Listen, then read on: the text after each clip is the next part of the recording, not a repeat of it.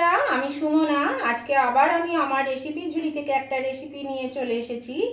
আশা করি আপনারা সকলে ভালো আছেন, সুস্থ আছেন। তো আজকে আমি আপনাদেরকে দেখাবো দই দিয়ে বাটা মাছ।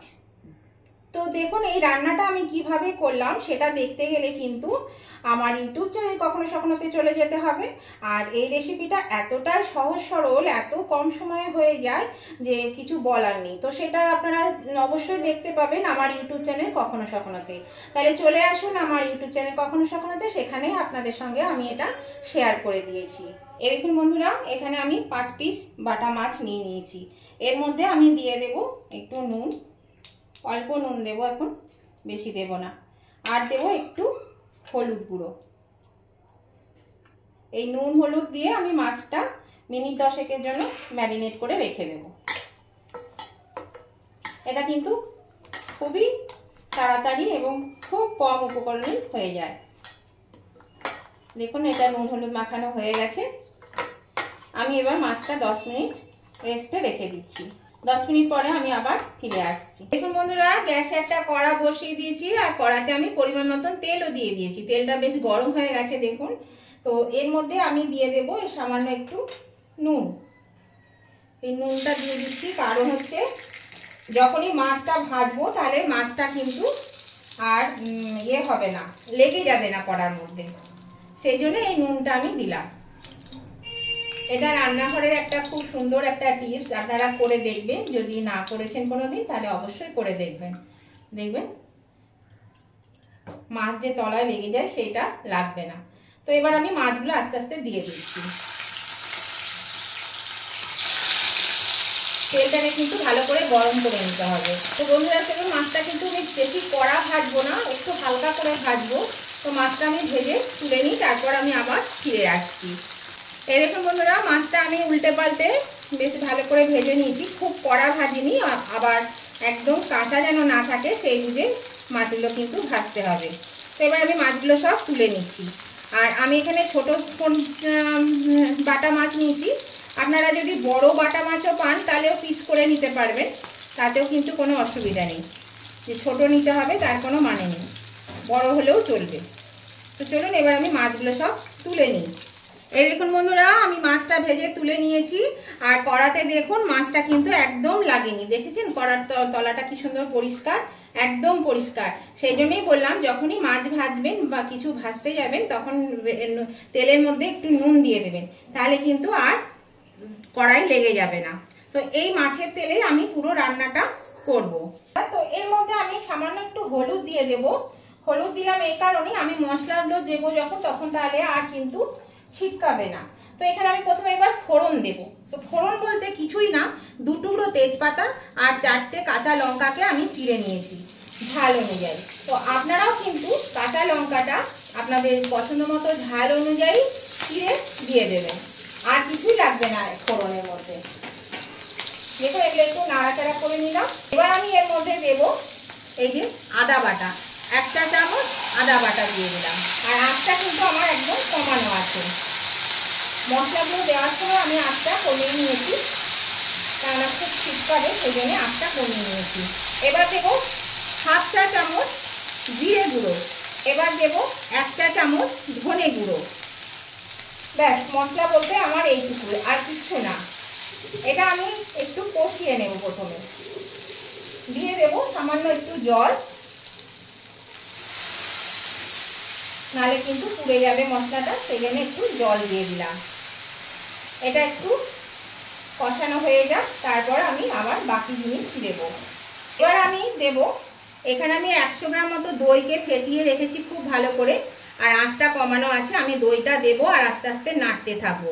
দই কিন্তু সবসময় ফেটিয়ে দেবেন, আর রুম টেম্পারেচারে থাকার দই দেবেন, তা নাহলে কিন্তু দইটা কড়াতে দেওয়ার সাথে সাথে কেটে যাবে, ছানা কেটে যাবে। আর অনবরত এটা নাড়তে থাকতে হবে। দেখুন এইভাবে আমি নাড়ছি, আর এদিকে দইটা কিন্তু পড়ছে। এই দইটা আমি পরিষ্কার করে, বাটিটা পরিষ্কার করে দিয়ে দেব। এবার আমি এটা ভালো করে আবার নেড়ে গ্রেভিটা তৈরি করে নেব। এখানে আমি 5 পিস মাছ নিয়েছি। এই মাছটা 250 গ্রাম আছে। আপনারা আপনাদের পছন্দ মতো মাছ নেবেন, আর দইটাও কিন্তু সেই বুঝে আপনারা দেবেন। এখানে আমার 100 মতো দই আছে। এখানে আপনারা যদি টকটা একটু বেশি খেতে চান তাহলে কিন্তু এখানে 250 গ্রাম দই দিলেও চলবে, তাহলেও কিন্তু রান্নাটা ভালো হবে। আর তা না হলে পরিমাণ মতো দেবেন। তো এবার দইয়ের গ্রেভিটা একটু ফুটতে থাকুক আর আমি বাটিটা ধুয়ে জলটা দিয়ে দিই। দেখুন বন্ধুরা, মশলাটা ফুটতে শুরু করেছে, এর মধ্যে আমি এই বাটি ধোয়া জলটা দিয়ে দিলাম। আবার এটা খুব ভালো করে ফুটুক। এবার আমি এর মধ্যে দিয়ে দিচ্ছি আর একটু পরিমাণে হলুদ, আর দিয়ে দিচ্ছি নুন, পরিমাণ মতো নুন দিয়ে দেব। আমি এর মধ্যে আর একটু কিন্তু জল দেব, সেই জন্য পরিমাণ মতো নুনটা দিয়ে দিলাম। আর একটু ব্যালেন্সটা ঠিক রাখার জন্য, আর যেহেতু টক দই সেই জন্য আমি এখানে 1 চা চামচ, ছোট চামচে 1 চা চামচ চিনি দিয়ে দিলাম। আর চিনিটা কিন্তু অপশনাল, আপনারা চাইলে দেবেন, নাহলে কিন্তু নাও দিতে পারেন। এই দইটাই কিন্তু গ্রেভিটা তৈরি করবে, সেই জন্য কিন্তু দইটা একটু বেশি করে দেবেন। আর একটু জল দিয়ে দিচ্ছি। আমি একটু এটা ঘনও করতে পারেন, আবার একটু পাতলা পাতলাও করতে পারেন। তা আমি একটু পাতলাই করছি, বেশি ঘন আমি করব না, আমার একটু ঝোল ঝোল লাগে, সেই জন্য আমি একটু পাতলা পাতলা করছি। খেতে কিন্তু পাতলা করলেও খেতে ভালো লাগে, খেয়ে দেখবেন এইভাবে। আর আমি এর মধ্যে জল দেব না, এটা ফুটতে থাকুক, তারপর আমি ফিরে আসছি। এই দেখুন বন্ধুরা, ঝোলটা কিন্তু ফুটতে শুরু করেছে, আমি আঁচটা একটু কমিয়ে দিয়েছি। এবার আমি এই ভাজা মাছগুলো দিয়ে দেব, যে মাছগুলো আমি ভেজে রেখেছি সেগুলো দিয়ে দেব। তো বন্ধুরা, নতুন বন্ধু যারা আমার ভিডিওটা দেখছেন অথচ এখনো আমার বন্ধু হয়ে উঠতে পারেননি, তাদের কাছে আমার অনুরোধ, অবশ্যই আমার চ্যানেলটা সাবস্ক্রাইব করে আমার পাশে থাকবেন। আর ভিডিওটা কেমন লাগলো সেটা কমেন্ট করে বলবেন, জানাবেন যে ভিডিওটা আপনাদের আজকে কেমন লেগেছে। আর পাশে থাকা বেলটা অবশ্যই ক্লিক করে দেবেন, তাহলে আমি যখনই আমার ভিডিও আপলোড করব সাথে সাথে নোটিফিকেশন আপনাদের মোবাইলে পৌঁছে যাবে, আর সবার আগে আপনারা আমার ভিডিও দেখতে পাবেন। আর আমার যারা পুরনো বন্ধু রোজ আমার ভিডিও দেখে, তাদের কাছে আমার অনুরোধ, যদি দেখতে দেখতে এখনো পর্যন্ত লাইক দিতে ভুলে গিয়ে থাকে, তাহলে অবশ্যই কিন্তু লাইক বাটনটা প্রেস করে দেবে। আপনাদের একটা লাইক আমাকে এগিয়ে নিয়ে যেতে অনেকটাই সাহায্য করে। আর আজকের রেসিপিটা যদি আপনাদের ভালো লেগে থাকে, পছন্দ হয়ে থাকে, তাহলে অবশ্যই কিন্তু আপনাদের বন্ধু বান্ধব, আত্মীয় স্বজন সকলের কাছে একটু পৌঁছে দিন, শেয়ার করে দিন প্রচুর পরিমাণে, তাহলে তারাও পেয়ে যাবে এই হালকা হালকা রান্নাটা। আর যারা নতুন গৃহিণী তাদের পক্ষে এই রান্নাটা খুবই সহজ সরল আর খুবই কিন্তু সুস্বাদু, খেতেও কিন্তু খুব ভালো লাগে। তো তারা খুব কম সময়ের মধ্যে এই রান্নাটা করে ফেলতে পারবে। বা যারা অফিসে চাকরি বাকরি করেন, কাজে খুব ব্যস্ত, রান্না করার সময় হয় না, তাদের ক্ষেত্রেও এই রান্নাটা খুবই সহজ সরল, খুব তাড়াতাড়ি কিন্তু রান্নাটা হয়ে যায়, 5 মিনিটের মধ্যে রান্নাটা হয়ে যায়। আর দেখুন, বিশেষ কিচ্ছু উপকরণ লাগে না, খুব কম উপকরণে কিন্তু রান্নাটা হয়ে গেল, আপনারা তো দেখতেই পেলেন। এটা আমি দেখুন 2-3 মিনিট কথা বলতে বলতে ফুটিয়ে নিলাম। এবার আমি মাছগুলো তুলে নেব, বেশিক্ষণ ফোটাবো না। আর এই যে ঝোলটা দেখছেন আপনারা, এই ঝোলটা কিন্তু অনেকটাই ঠান্ডা হলে জমে যাবে, কেননা দই আছে, সেই জন্য ঝোলটা কিন্তু অনেকটাই কিন্তু জমে যাবে। কাজে আর গ্রেভিটা আপনাদের পছন্দ মতো রাখবেন, আর দইটাও কিন্তু আপনাদের পছন্দ মতো দেবেন। তাহলে চলুন আমি এটা তুলে নিচ্ছি। রান্নাটা কিন্তু হয়ে গেছে, এর মধ্যে আর কিচ্ছু দেওয়ার নেই। গ্যাসটা আমি অফ করে দিলাম। এবার আমি এগুলো তুলে নিচ্ছি মাছগুলো। বর্ষাকাল ঠিকই বন্ধুরা, কিন্তু বর্ষা হলেও প্রচন্ড গরম। এই যে আজকে দেখছি মেঘ করে আছে, কিন্তু এত গরম হচ্ছে যে কি বলবো, খুবই কষ্ট হচ্ছে। আর হয়তো ভিডিওটা আপনারা আজকে পাবেন না, আমি রান্না করছি আজকে, পাবেন হয়তো 2-4 দিন পরে। তখন কেমন ওয়েদার থাকবে সেটা অবশ্য বলতে পারবো না। তো চলুন আমি এটা নামিয়ে নিই। এই দেখুন বন্ধুরা, দই দিয়ে বাটা মাছ আমার রান্না হয়ে গেছে, আমি নামিয়ে নিয়েছি।